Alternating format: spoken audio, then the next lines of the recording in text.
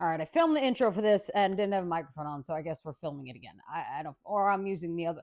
I don't fucking know. Whatever. All I know is tonight's gonna get a little heated. Okay, there's probably gonna be some controversial shit that flies out of my mouth. I'm a little bit on a rant and raving around my house, half talking to myself kind of situation. I was in the middle of cooking and I'm like, turn the fucking podcast on. Okay. So I'm going to say some things people aren't going to agree with, people are not going to like, they don't want you to hear, they don't want me to say, and I don't really give a fuck. So if you don't like it, there's an X button, there's a delete, there's a block, there's an exit stage left button somewhere. Okay. You can fight with me in the comments about it. Whatever, however you want to do. This is it. Okay. This is how I feel. This is what I'm saying, and I'm saying it. And if you don't like it, goodbye. I told you I was going to get a little heated. So, apologize if you started off a little aggressive. Anyways, sorry, not sorry. Listen, I'm in a mood. It's full moon. Okay. Yeah, just. Anyway. Hello, bitches. I've been MIA because, well, I'm going to tell the story. So you'll know why I've been MIA. If you've, been following along on Instagram, I was trapped in the hospital again, and there's a whole tooth surgery fucking thing in my mouth. It's just, I couldn't talk. It was, and I was, I'm going to tell you the story. So we're a little late. So the topic of this episode, which is officially episode 3. So I'm doing 2 episodes this week because I'm making up for the missing one. So this is officially episode 3. It was going to be on a totally different topic, but then I got put back in the hospital again, so you're going to hear that story. And then I wanted to do something else, and then it turned into, it keeps evolving on what the topic was going to be. And like I said, I was just in the kitchen cooking and ranting and raving, and I decided to turn the camera on, and I'll go back to cooking after. So this is episode 3 of The Witch Bitch is Sick. And she's sick of a lot of shit right now. So it's full moon. I'm all hot and bothered. So just who knows what's gonna fly out of my mouth. I don't even know where to begin. Like I do not even know where to begin. Should I begin on why I'm ranting and raving? I wanted to say something else, and now I can't remember what the fuck I wanted to say. She don't know. Whatever. Let's talk about why I'm ranting and raving, and then we'll go back into why the whole hospital crap. So let's talk about why I'm ranting and raving, and then we'll get into the whole new hospital situation. I hate the whole medical system. Hate it. Like, I don't agree with none of it. I don't agree with it. I believe that the whole Western medicine system is set up to keep you sick and make you sicker. And that's, whether you think the same as me or you disagree with that statement, that's how I feel. It's from my experience, the experience that I've seen others go through. I believe all Western medicine is just to keep you sick. And it's just, big pharma just trying to make their money because that's where the money is. The money is keeping people sick. So that's how they make their money. They're not going to make money if people are better and don't need medication. So they're not going to cure you. They're going to, keep you well enough to stay, breathing, where they can just keep shoving more medication down your throat. But then, death is also a really big industry as well. So they make money there too. So either way, they're making their money, and that's what it's all about. And listen, I'm not saying that every doctor out there, is like this or okay. But the doctors, the hospitals, the medical system, this pharmaceutical company, they're all money hungry. They're all after money. It's all business to them. And that's what it is. You're a number and you're a business. And the amount of times that doctors have come in and out of my room and don't even know my name, haven't even read my chart, okay, just goes to show you how much they give a fuck. They don't. Like I said, not all doctors, not all nurses, not everybody, okay? But majority, it's the reality of it. If you are dealing with being in the medical system the way I am and having to deal as the patient, you know what I'm talking about. Like, it's all money making. It's all money making, and they just try to force pills and medications on you, and I ain't having it. Like, I ain't having it. So what I was just specifically ranting on, and I went on my Instagram story and was just bitching on there. So when you're diagnosed with liver cirrhosis, they try to put you on something called lactulose. It's like this gross fucking drink that you're supposed to drink, and it's supposed to bind to your toxins inside of your body and make you poop a lot, and you're supposed to poop out all the toxins. Because apparently when you get liver cirrhosis, you lose your memory, you get brain fog, you lose your wits, you're not really with the program, you're confused. All of this stuff is supposed to happen as liver cirrhosis progresses. So they automatically will put you on this lactulose shit, like straight out the gate. And they tried to do it with me, and I am an avid refuser of medication. And they don't like that, but whatever, it's my body, it's my choice. And if I don't feel I need to take a medication, I'm not going to take something just to take it because the doctor told me I had to take it. I don't like putting foreign substances in my body. I don't like just putting more medication than I don't take things that like I don't need. Some like I barely even take a fucking Tylenol. Like, especially with my liver, your liver has to process and break down all of these medications. So by adding more medications into your system on top of a liver that's already struggling, why am I giving my liver more work when I don't need it? I'm not confused. I don't have brain fog. I know my fucking name. I have all my wits. Why am I taking a medication to stop that when I don't have those symptoms? Oh, it's a preventative. No, I'm not just taking something because maybe this will happen to me. It's unnecessary. It's putting more stress on my liver because it's another thing my liver has to break down and process. And it can't break down and process what it already is trying to break down and process. That's why we're in this mess as it is. So I'm not doing it. I'm not taking it. I'm just not. I refuse it. I won't take it. And it's my right as a patient to refuse anything that they tried to give me. Whether that's being uncooperative, whatever they want to call it, I don't care. If I don't want it in my body, it's not going in there. Okay? Just like I never got that fucking stupid vaccine. Okay? You got it? Whatever. I don't agree with it. I don't think that I think it was a bunch of horse shit, and I think it was poisoning people. So I don't want the poison in my body. I don't know what's in it. You don't know the effects of it in 5 years, 10 years, 20 years, 50 years. You don't know. I don't know. I don't want it in me. Sorry. And guess what? I've never gotten COVID. Never diagnosed. Not positive. Not fucking once. Okay? And I have all the natural antibodies. Apparently. Don't know how. But so, sorry. I don't want it. Don't need it. If you have it, it's great for you. That's your decision. My decision, not doing it. My decision, not taking this fucking lactulose shit. So when my levels are really bad, obviously they have come down because, like, I'll get more into that in a minute. But I have brought my levels down, okay? Me. Things that I've been doing. And nothing that, the doctors have been doing. It's me. Lexi has been fixing this. And I told them I am determined to fix this liver. I'm not getting a transplant. Like, I'm not doing it. Like, everyone's pushing the transplant. Everyone's like, you need a transplant.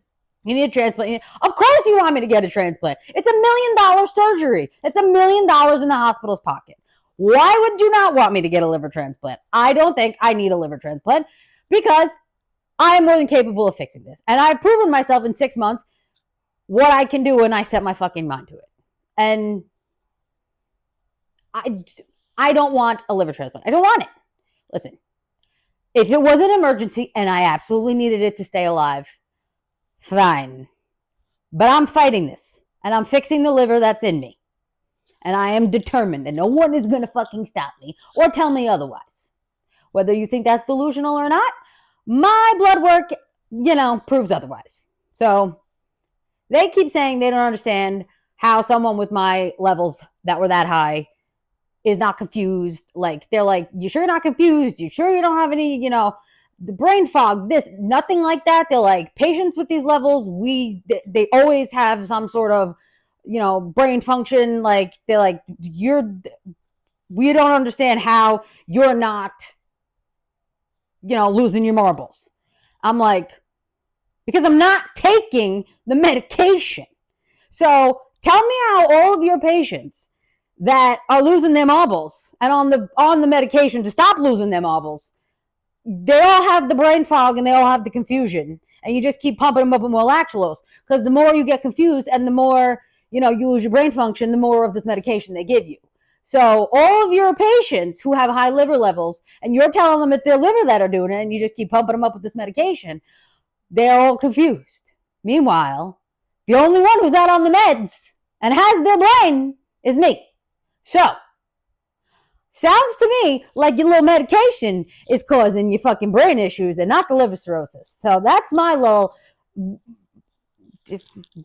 thing of the night that I was ranting and raving about. Like, did anybody ever think about that? I was like, did anybody ever study this fucking medication and see if that's what's actually causing the brain fog and the confusion? Because all your other patients are on it and confused, and I'm not on it, and I am far from fucking confused. I'm a little wackadoo, but I am not confused. I have every fucking brain cell and then some, and more than most other people. I have more than most of these fucking doctors and fucking people I deal with in the hospital, let me tell you. I had a fucking doctor come in when I was just in the hospital, sit down in front of me and not know I had liver cirrhosis. Had no idea why I was in the hospital. Like, and I had to explain to him, when I have to explain something to a medical professional, why? I don't have the degree. I didn't go to school. You should know this. Why do I have to tell you this? But that's what it is. They work off of a textbook. And not everybody's a textbook kid. I'm literally just ranting on everything at this point because all of these are topics that I want to hit and I'm just spewing everything right now. So, anyways, the lactulose. That's just what I said. Anybody look to see what effect the lactulose is actually doing? Because anyone who's on it seems to have the brain confusion, and I'm not on it, and I'm not confused at all. So that's that. So your patients that are taking your medication are getting sicker, and the one that's not taking your meds is getting better. So you tell me how that works. I'll wait. You explain that to me.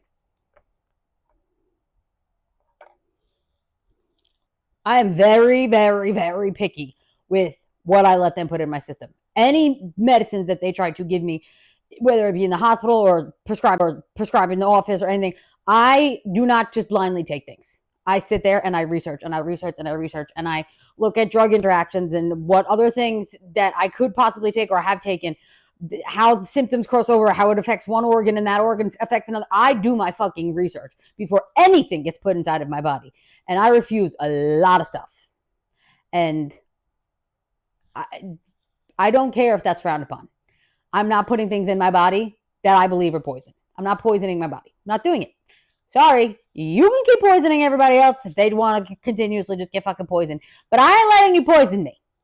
Everybody just blindly follows what they say. Like I said, with the vaccines. And the minute you're born, they want to shove a million fucking vaccines in you. You can't even give consent on whether or not you want the goddamn fucking thing in you. And they're shoving fucking the newborn babies popping out. Boom, shoot them up with fucking poison. Like, I just cannot. So, that, now everybody's on, Mounjaro and Ozempic and all this other crap. You're gonna lose weight. Let's put the poison in you so you can. Here you go. So everybody's just like, oh, I'm gonna lose weight. So they're just letting them shoot them up. People just put anything in their bodies. Like, I don't understand it. Like, I just nope, no. That's like, I don't. When I go to the hospital and it's like for pain or like surgeries and shit, like I wait and I hold the fuck out to ask for any sort of medication. And it's like, they're always like, oh, like, what's your pain level? And I'm always like, 4,000. And they're like, 1 to 10. I'm like, no, it's at a 4,000. And they're like, you can't always be at a 4,000. Like, why are you always in pain? I said, because I don't ask you for medication unless I'm at that point where I can't fucking take it anymore. Because I don't like putting medicine in my body. I don't like taking pills. I don't like it. I don't like it. I don't like it. I don't like it. So I will literally fight the pain until the last second where I can't take it anymore. Everyone's like, oh, you don't need to be a hero. This, that. No, it's not me trying to be a hero. It's my liver cannot handle anything. Okay, it doesn't need more stress on it. And I don't know what that pill is going to do to me. I don't know what that fucking shot is going to do to me. I don't know what that fucking I don't know what these things are going to do to me. I don't want it. I don't want it. No one ever has to worry about me getting hooked on fucking pain medication because I don't even want to take fucking Tylenol. Oh, and I had a lot of people comment who are, fellow spoonies, their chronic illnesses saying that this is another whole topic, and this could literally be another whole fucking episode about, how when they ask for pain meds, they get judged, and because they're always in so much pain, but you don't actually see it because most of our diseases are invisible. Like if you look straight at me and didn't know anything about me, you wouldn't think that my body is in the turmoil that it's in. Like people don't know that I'm in pain 99.9% of the time. Like it's just because I handle it. Like I just deal with it. And it's like people get judged for constantly like being in pain or asking for the medication to help them through it, and they get stereotyped into, oh, they're a drug addict, they're pill poppers, they're just pain pill seekers, or I'm judged and stereotyped as the fucking alcoholic because she has liver cirrhosis. Any type of a liver disease, automatically you're an alcoholic. It's like you're just, oh, everybody likes to just like fucking put you in this little like stereotypical like little fucking bubble that they read up in their textbook. The textbook. Throw the textbook out the fucking window. Not everything is textbook. Okay, everybody's body is different. Everybody's body chemistry is different. Like everyone works differently. You can't just go off of the one thing that like they teach you in school. Like you have to be able to, navigate outside the lines here. It's why so many people are undiagnosed for so long. It's because, and not given the right treatment, and it's because these doctors, they're just so fucking like tunnel vision. And it's like if you don't follow and fall exactly into what their textbook told you is this disease means this and this disease means that, it's they automatically discard it and they just like throw it in the trash, and they're like, nope, it's not that because you don't have the X, Y, and Z, or this and this. And it doesn't work like that. Everyone is different, and you have to look at everybody's individual case and everyone's individual body to treat them, and they just don't do it. So example, and I'm not going to say her name because not my business to tell, but if she wants to chime down in the comments, which she probably will, a friend of mine an internet, we haven't met in person, an internet friend of mine, lives halfway across the country. I've never actually met her in person. She recently, a couple months ago, had the gastric sleeve surgery like I did, and she's been in and out of the hospitals for the past, couple of weeks, and nobody knows what's wrong with her. And like, she's in all this pain, and they keep telling her it's pancreatitis, and they're just like, it's pancreatitis. And then, they give her some meds and they send her home, and then it's happening again, and she's back in the hospital. And nobody's getting to the root of the problem. They're just telling her it's pancreatitis, and they treat it, momentarily. They put their stupid little fucking Band-Aid on it, whatever they do. They give you pain meds, and they calm you fucking down, and then they send you home. And then she comes back, and she's in the hospital again. So I told her to give me her blood work. I'm like, show me your blood work. Show me your charts. Show me your results. Like, tell me what the fuck is going on. So I looked at all of her charts. I looked at all of her stuff. She told me where the pain was coming from. I told her to give me like any results like her doctors had. And I'm like, take your gallbladder out. And she's like, what? I go, tell them to cut out your gallbladder and call it a day, and you'll be just fine. So she brings it up to them. The doctor tells her, no, it has nothing to do with your gallbladder. I said, yes, tell your doctor it's your fucking gallbladder, and your gallbladder needs to come out. Like, I don't care what this guy says. Your gallbladder needs to come out. Like, did he look at your labs? Because your gallbladder needs to come out. She's like, he keeps telling me no, it's pancreatitis. Everything looks fine. All of my blood work is fine. And they don't know what's causing it. Gallbladder.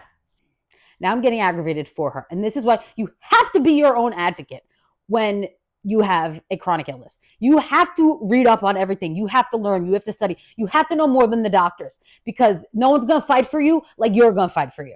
Okay? No one is going to stand up for you the way you're going to stand up for yourself.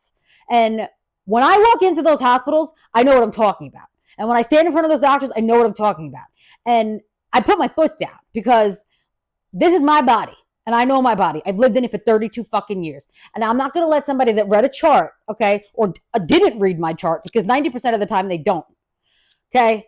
I'm not letting you, who doesn't know me from a hole in the wall, who doesn't even know my name, determine what's best for me when I live in my body for the past 32 years, okay? I'm going to take your medical, professional opinion into consideration. But at the end of the day, I'm going to make the decision on what we're doing with my body, because it's my body and I know it best. Not you, me.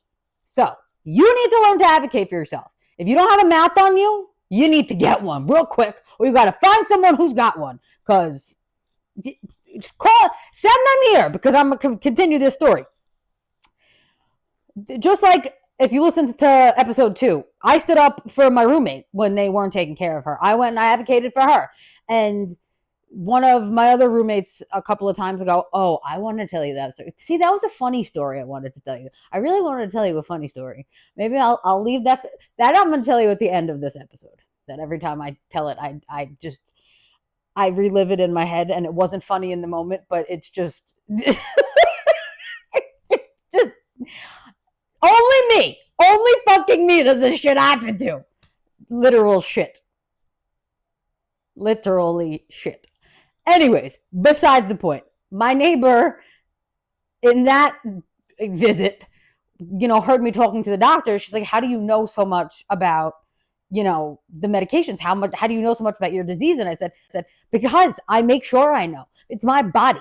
It's my job to know what's going on in here. And I need to get myself better, because they're not getting me better. Okay. They're just trying to get this. They're just coming in. I'm getting me better, and I'm going to know what they're giving me. And you just got to know. You have to know. You have to advocate for yourself. I cannot express that enough. You have to advocate for yourself, or find somebody who you trust enough to do it for you, because nobody gives a fuck about you like you give a fuck about you. End of the day. Anyways, I digress. So, my friend in the hospital, she's like, he said my liver levels would be elevated if it was the gallbladder. He doesn't see any elevated levels. I go, where's your endoscopy? Okay, you need to check your bile ducts for sludge. She said, oh yeah, there's sludge in there. He said, that's normal. Everybody has sludge. No, it's not normal. Not everybody has sludge just hanging around in their fucking bile ducts. Okay, rapid weight loss from the sleeve surgery. Getting your gallbladder removed after any kind of weight loss surgery is very common, because the rapid weight loss, can cause issues in your gallbladder. It can cause your gallbladder to make gallstones. It's what happened to me. And the doctors kept telling me nothing was wrong. They couldn't find out what was wrong. They didn't know what was wrong. They don't know why. They don't know why I was in pain. They don't know why I was nauseous. They don't know why I couldn't eat. Nobody knew why, and everybody missed it. Nobody found the gallbladder. Everyone missed it. Nobody found the gallstones. Acupuncture, found it. Nobody could figure out what was wrong. Nobody knew anything. Everyone missed these gallstones, Nobody saw anything wrong with my gallbladder. Also, nobody saw anything wrong with my liver at that point either, which I still is besides the point. That was 4 years ago. 4 years ago, my gallbladder was out. Acupuncture is the one who told me, your gallbladder needs to come out. Like, you have gallstones. And when I went to the doctors with it, they double checked everything, and they went, oh, holy shit. Like, yeah, you've got gallstones. Like, this has to come out. And I'm like, why did nobody see that? Why did I go through all these doctors and nobody caught that? And all of you keep telling me acupuncture is a crock of fucking shit. They're the ones that fucking caught it. Not you people. Sorry there's a lot of yelling in your ears in this episode, because I just get very heated with this. That's why I trust my life with my acupuncturists. Those are the only ones that I trust. Like that's who I trust. I don't trust anyone else. I don't. So now I'm looking at her charts. She tells me about the sludge. I go, the sludge is not normal. Your gallbladder needs to come out. So the rapid weight loss causes the gallstones, and which can cause the sludge in your bile ducts, which causes the chronic pancreatitis, which causes all the pain and the this and the that. It's your fucking gallbladder at the end of the day is the root of the problem. So once again, he's like, no, this level would be this level would be that, this blah, blah, blah, blah, blah, blah. So now I go and I deep dive into her blood work, and I look at her baseline. Okay, your lipase levels are going to be up when you have issues with your pancreas. So her lipase levels are up, and then her ALT is in a normal range. So your ALT will normally be higher. So her ALT shows up as a normal range, but if you go and look at her baseline is a lot lower than what her ALT is now.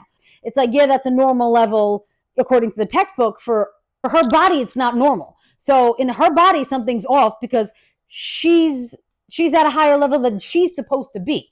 Just because your textbook tells you that that's a normal range doesn't mean it's normal for her body. Okay? So just like my blood pressure, I have low blood pressure right now because of all of my shit going on. I used to have high blood pressure. I have low blood pressure.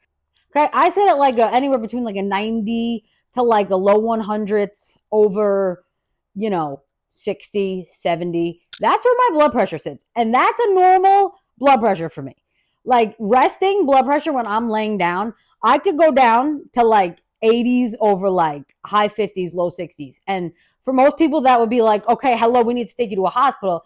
All I have to do is sit up and just like move around, and my blood pressure just goes back and it stabilizes to where it likes to be. That's normal. If I'm my blood pressure, shoots up and is like a 130 over like 85, 90, there's something wrong. For that's a normal blood pressure. Nobody's gonna blink an eye at that. It's a normal blood pressure. For me, that's not normal. Something's up. That's a very high blood pressure for me. Something's not right. So just because the textbook says that's a normal ALT level doesn't mean it's normal for her body. I go, you need your gallbladder out. I go, do not leave that fucking hospital until they take your gallbladder out. I go, ask for a new doctor. I go, fight with every goddamn one of them. I go, do not let them you leave with that fucking gallbladder in you.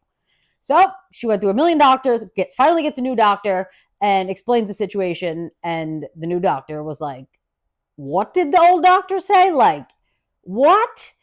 So she immediately consults the surgery team and she went for emergency fucking gallbladder surgery the next morning. Because Lexi was right.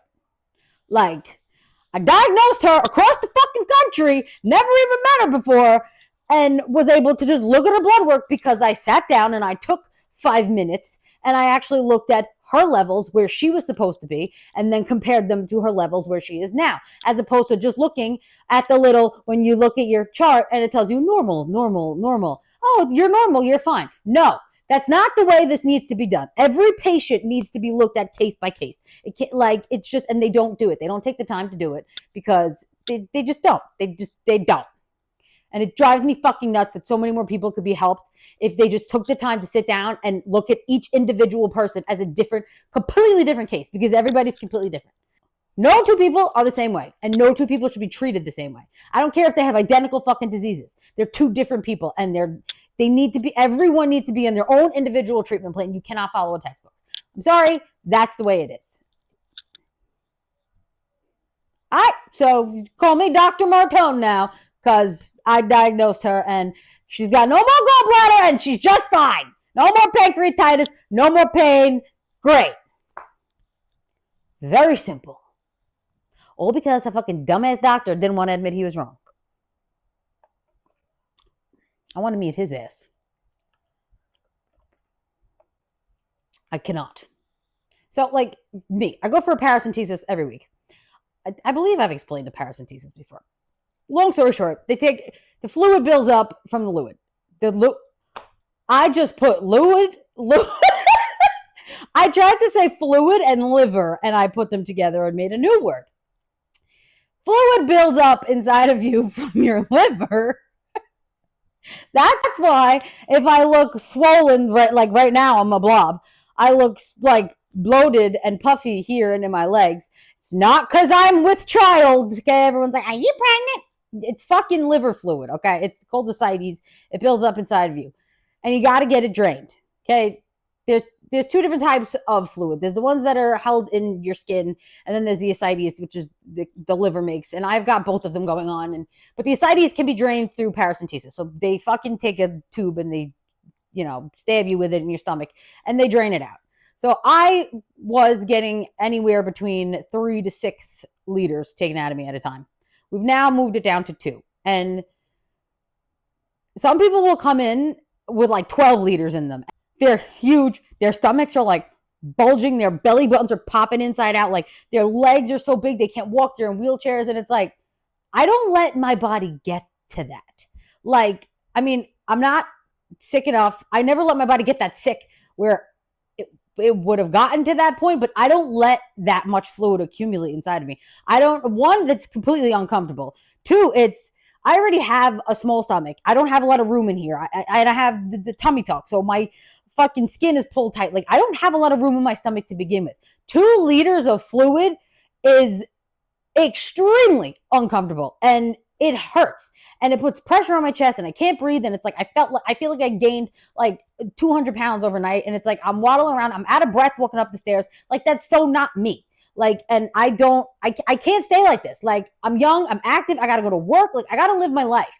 Like, and I can't stay like this. So I go every week to get this drained. And I'm not going to be that person that sits and waits for all that to accumulate. When they were making me wait till like the 6th, I was in so much pain. Like, it pulls on your back. It's pulling on your, like, I couldn't eat. Like, I wanted to throw, it's just like, it's take 6 giant fucking soda bottles, okay? And just like tape them to your stomach. And then like, it's just like, it's not fun. So I go and I don't mind getting stabbed with the needle. I don't, okay? I don't mind it. I'm covered in tattoos. I don't feel half my stomach anyway from the tummy tuck. My nerves are damaged. I don't care. It doesn't bother me. A lot of people mind getting poked in the stomach. It's, with a tube. I don't. I don't even flinch. Like, I don't care. Just do it. Get the fluid out. It's like instant relief. I feel like I can breathe and I can walk again. And it's like, like it just helps so much. And I do it every week. And there's one doctor that has done it twice to me. And I already have low blood levels. Like, I can't bleed. Like, I have low platelets. I have low white blood cells. I have low hemoglobin. Like, I'm low. So I got to watch. Like, I can't lose blood. And he goes very high up where he's not supposed to be stabbing, okay, for the paras. And the 2 times that he has done it, I have bled excessively. Like, those little fucking wee-wee pads they put on, like, bled through the whole wee-wee pad. Like, one time I was bleeding for like an hour and they couldn't stop it. Like, I had to put, tape my skin closed because the blood was not stopping. And where I'm going to show you. You can wait till you see this. And don't, like I said, don't mind my pregnant fucking stomach. Okay? This. Not normal. This is not normal. All right? This is not what... It's just, it's not. Like, I get them every week and they do not look like that. And they do not bleed.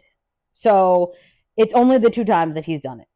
Has this happened. And I said, I'm like, I don't want to talk bad about anybody. I said, but I don't want him doing this to me anymore. Like, I don't want it. Like, because I don't want it.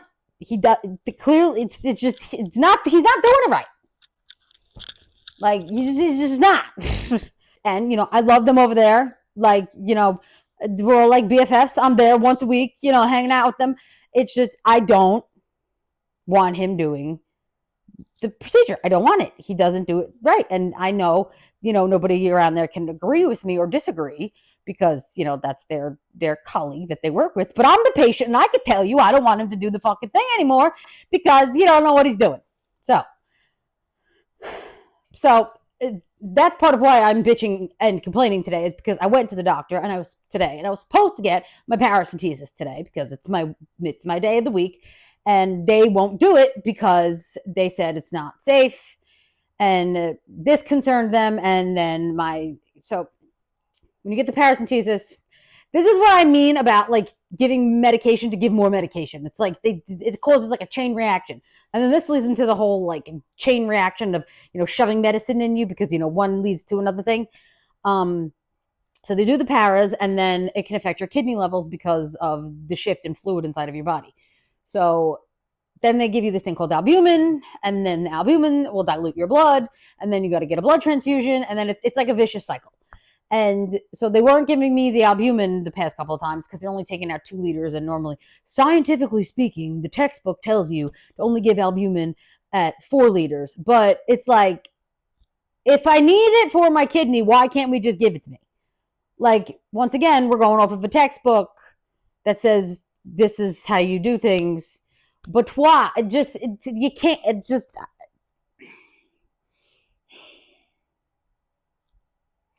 so aggravating. It's just so aggravating. just give me the fucking albumin with the fucking paracentesis, and then my kidneys will be just fine. It's just and if I need blood, I need blood. Okay, we put blood in me. It's fine. But no, they won't do it. So now I'm walking around like this, and it's very uncomfortable, and I can't breathe, and like it's just. They're not living it. And as much as they tell you, oh, we understand. No, you don't understand. If you don't, I don't care how many books you read. I don't care how many patients you see. If you're not living it, you don't understand what I'm feeling right now. You don't understand what I'm going through. Even another liver patient doesn't understand what I'm going through. I don't understand what they're going through. They might have a different problem. You don't understand what 2 liters of fucking fluid feels like inside of my body. It is more than just uncomfortable. Like, it's, and they're like, oh, well, if it's that bad, we can put you in the hospital. I said, what are you going to do for me in the hospital? But tell me what you're going to do for me. They're going to give me diuretics and Lasix. Guess what? I take diuretics and I take Lasix on a daily, pills at home. I said, so you're going to put me in the hospital just to give me more diuretics and more Lasix? They're like, yes. I said, so you're going to lock me up in the hospital for no reason? Essentially. Yes. Why? To get this. To just keep me trapped in a hospital for no reason. There's no reason for me to be in a hospital. There's all you need to do is fucking take out the fucking fluid and send me on my merry way. There's no reason for me to be in a hospital except for you to make money. It's just...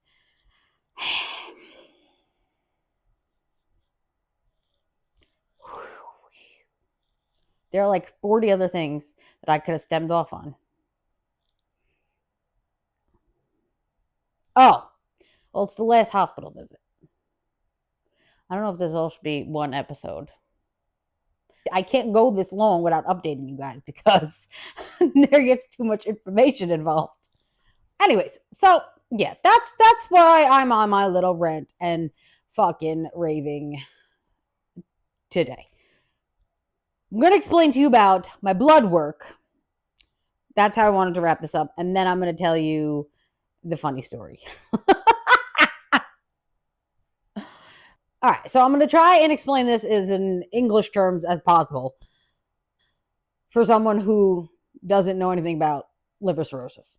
When you have liver cirrhosis, you look at your bilirubin. Your bilirubin, when it's elevated, that's what causes the jaundice and the yellow skin and the yellow eyes and all of that stuff. So your bilirubin, a normal person, is anywhere from between like 0 to like a 1.2 is like your number for like a normal bilirubin. I've always had high bilirubin, like in the 2s and 3s and 4s. Like I've always teeter-tottered there. I was born with Gilbert syndrome, which you're just prone to having a higher bilirubin. I was born jaundiced, lived in a little box. It just, and from being 300 pounds my whole life, I had the fatty liver. So I was always prone to having a higher bilirubin. They were always like, oh, your bilirubin's a little high. I'm like, I know my bilirubin's always high. I never really understood what it meant until now, but my bilirubin has always been high. I've heard that my whole life. Once you start getting into certain levels, you know, is when they get concerned. So if you're pushing, you know, double digits on the fucking bilirubin, they're like, you're full-blown fucking jaundice. Like, they're, you know, chop her liver out now, give her a new one stat. So this was back in like December when all of the madness started. I was at a 14.9. Okay, my bilirubin was a 14.9. That is a lot. Like, that's like, oh, we're fucking danger. Like, they're concerned anywhere above like a fucking 5. They're like, that's like danger territory. I was at a 14.9. That's why my eyes were bright yellow. My skin was turning yellow. Like, it was out of control. So that's where it was. And I was slowly starting to bring it down. In 6 months, my bilirubin is now at a 5.1. It is the lowest it has been in, I don't know how long. Like, it's just, like I said, it's all me. It's not the water pills they're giving me. Okay. I am a holistic medicine, you know, believer to the millionth degree. Okay. I'm all about natural fucking remedies, herbs, the food you're eating, the things you're drinking. My blood work speaks for itself. Okay. I'm at a 5.1 on bilirubin. So then you have this thing called a MELD score. It's your score. It's a score on how sick you are and like how soon you need a liver transplant. So it goes from 0 to 40. 40 is like, okay, you needed a liver yesterday. So when they first diagnosed me with like the fatty liver shit, I was around like a 2, 3, and they weren't concerned. Even at like an 8, my doctor was like, yeah, whatever, you're fine, you're young, it'll go back down, whatever. Then it slowly started to creep up. Around 15 to 18 area, they start talking about listing you for a transplant. Oh, I kicked the camera. It's around like the 15, 18-ish. They start looking to list you for a transplant. My MELD score was a 30 fucking 1 out of 40. Okay. They were like, you need a new liver. They're like, that's end of story. You need a new liver. Your bilirubin's 14.9. Your MELD score is 31. You need a new liver. End of story. Like, no ifs, and or buts. And I told them, I'm going to fix this. They were like, you need a new liver. And I said, no, I don't. 6 months later, my MELD score is now to 21, and my bilirubin's at 5.1. So, and I'm not confused and have all my brain cells. And my skin is back to normal, and my eyes are back to normal. And who's the patient that's not on any of the medication? Just saying. So, yeah, the doctors are a little like, oh, okay. Still, they want to give me a liver transplant because they want $1 million, but give it another 6 months. My father told me, 33. Okay, he's been telling me for, if you don't know, my dad's dead. Okay, Big Mike, he talks to me. I talk to the spirits. He's been telling me 33. I have it tattooed right here. 33, 33, 33. You'll have it all figured out. I never knew what the it was. He's like, you'll figure it out at 33. 33. You'll figure it out. You'll figure it out. You'll figure it out. And he sent me messages through Reiki before about my stomach area. And he kept like pointing at the stomach area and like kept leading her like towards the stomach area and like showing like yellow on the stomach and me not being able to control it. And 33. And the 33, she'll figure it out. And it's exactly what he said. I wish I would have understood what it meant sooner before we got to this, but I mean, I wish he would have been a little more clear with his message sooner so I didn't have to figure it out after the fact. But the yellowing and the stomach and the fact that I can't fucking control this fucking bloating right now. And 33, this is the it that I'm going to figure out. 6 more months. December is my 33rd birthday. In 6 months, I will have all of this back under control and my levels will be back to normal. And there will be no more talk of a fucking liver transplant. Okay? You all mark my fucking words. I will see you back here on this couch fucking on my 33rd birthday, and I will tell you that. If we can get it done sooner, that'd be great. But December 14th, see you back here. Enough of that ranting and raving. Let's tell a little fun story to wrap up this episode, because I've been waiting to tell you guys this story. It's supposed to be part of another episode, but we need some comic relief. So this was one of my trips to, I was in the hospital in the city. And so there's a room and there's 3 of us in the room, which the room was way too fucking small for 3 of us to be in a room, but whatever. So I had the bigger part of the room because I was, I'm mobile and I'm young and I'm up and down, and, they were just giving me Lasix to make me pee out fluid. That's the only reason I was in the hospital. It was literally to give me Lasix more than I take at home. So when you put the Lasix in the IV, it works better and quicker than taking it orally. So they were just fucking shooting me up with Lasix. So that way I could pee out this fluid. So that's the only reason I was there. I wasn't sick. I wasn't anything. They were just putting this Lasix in me. So I was going stir crazy. And so now the other 2 women that were in the room with me, this is the one where she asked me how I knew about all this stuff. So one of them, she was an older lady, like she couldn't walk. She stayed in the bed. Like, she was like half blind. She didn't really know what was going on. She didn't leave her bed. She just sat there. She stayed in her little cubby and like, that was it. And then, so now they bring in another one, and she was probably in her like 70s, I want to say. And so they put her in the corner. And so I'm on the side with the bathroom. And so she's in her little corner, and she was going for a colonoscopy.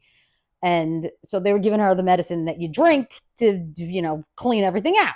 So when you get that, they give you that little portable toilet that goes like right next to your bed in case, you gotta go real quick. You just jump on the little toilet, you call the nurse, they come and they clean it, and then they help you get back in the bed. So, because that's just stuff just comes out. So she's got her little toilet right next to our bed.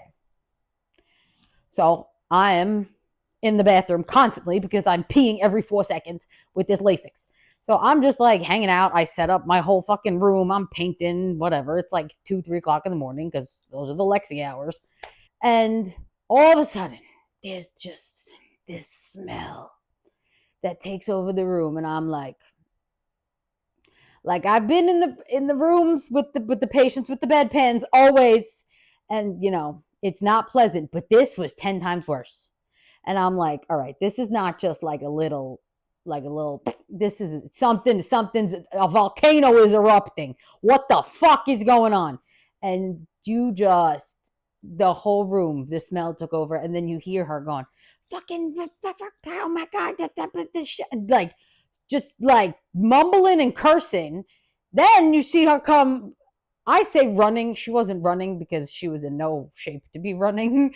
But moving as quickly as this lady could move, she's throwing blankets off, fumbling out of the bed, and she is running across the room. Okay, so out of her little fucking curtain, across my bed, and shitting.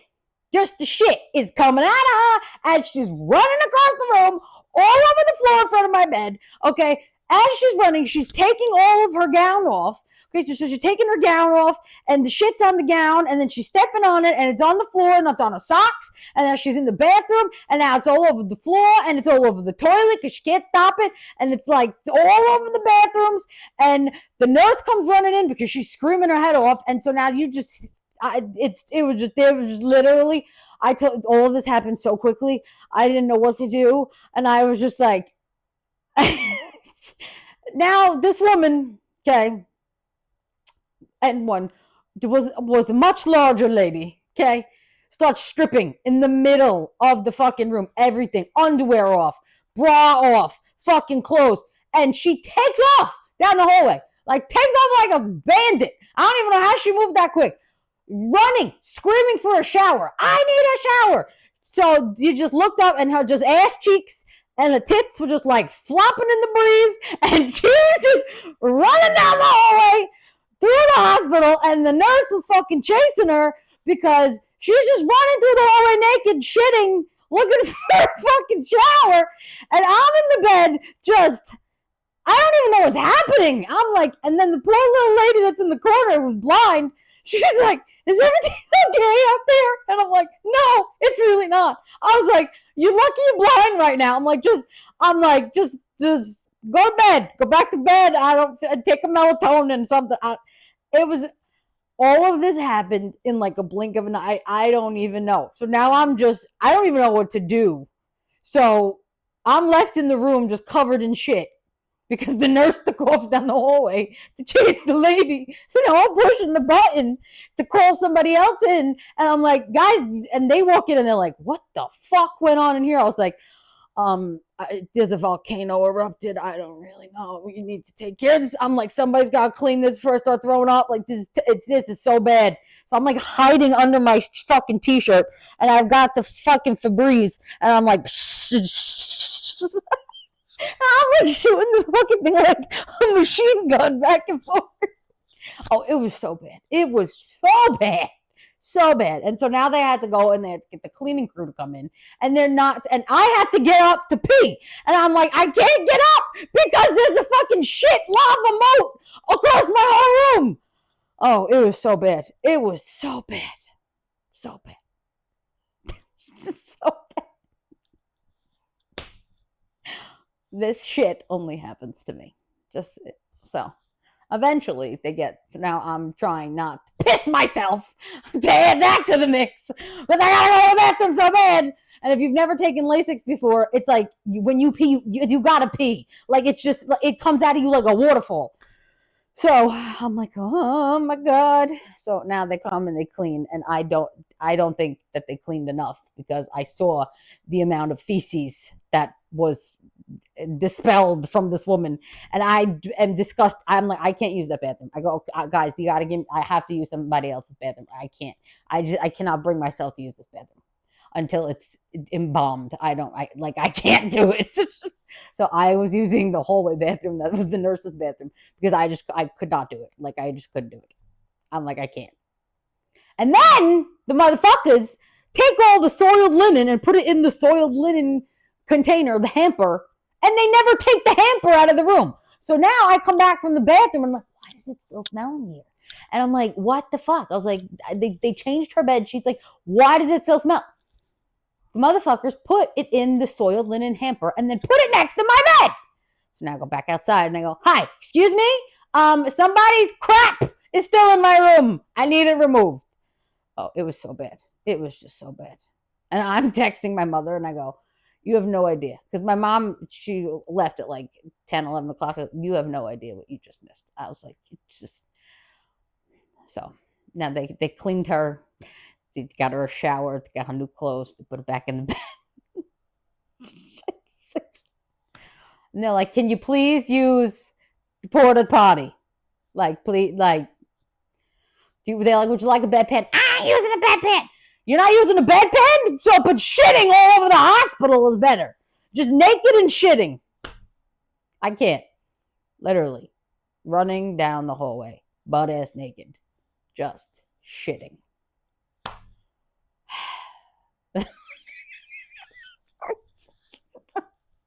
You cannot make this shit up. This is my life. Anyways, so that's my little rant episode. I guess this is like, it's. I don't fucking know. I don't even know what just went on. But the next episode, I'm going to talk about my last hospital visit. I'm going to tell you all about my teeth situation. And I really want to get into hospital food. But that might be a whole episode 5 on its own, because I want to maybe put up a poll and get some info from you guys. Oh, and I wanted to look, because a bunch of you sent me stories to read. It's just, I'm sorry. I'm going to get to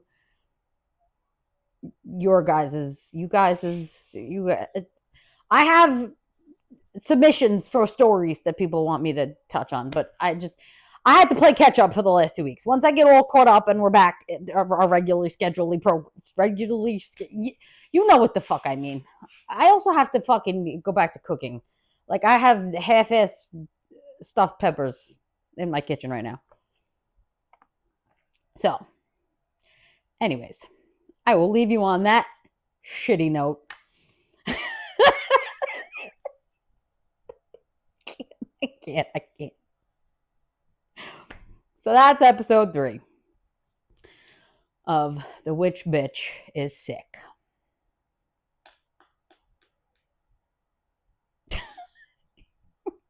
Oh, do all the things. The subscribe, the like, the comment, the share, the download. If you're listening on,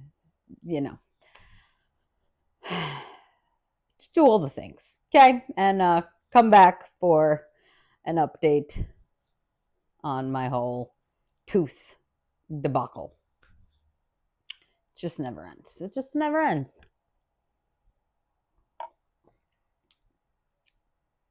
Is there anything else I want to say? She don't know. All right. Thanks for listening to me rant.